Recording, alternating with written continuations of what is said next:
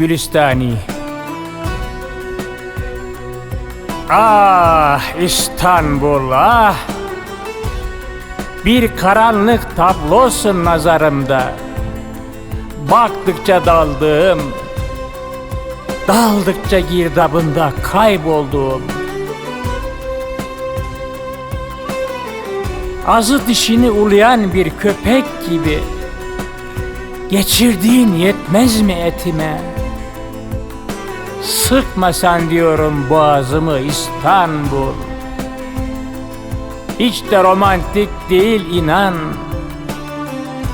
Daraltmasan diyorum bedenimi İstanbul. Kuşatmasan.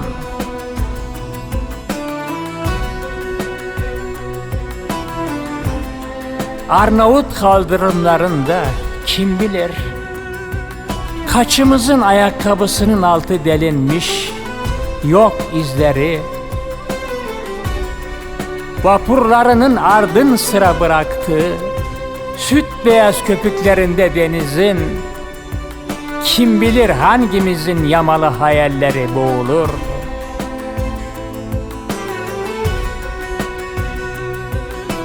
Yürüdüm aç sefil, avuç açanı, gördüm bir şişe biraya canını satanı. Bir gecede satılık olur kimsesizin vatanı. Şereftir alnında trilyonlar İstanbul.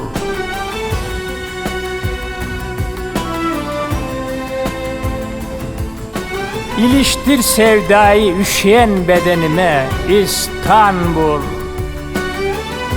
Gölgende Gülistani düşlerdir gördüğüm. Sıcak bir ülkeye özlem dolusu hasretim olan.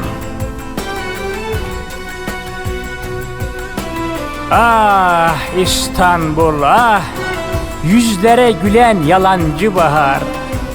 İhtişamlı karanlık bir tablosun hala. Yarı aydınlık bir sabahsın nazarımda. Gün yüzü görmemiş İstanbul, İstanbul.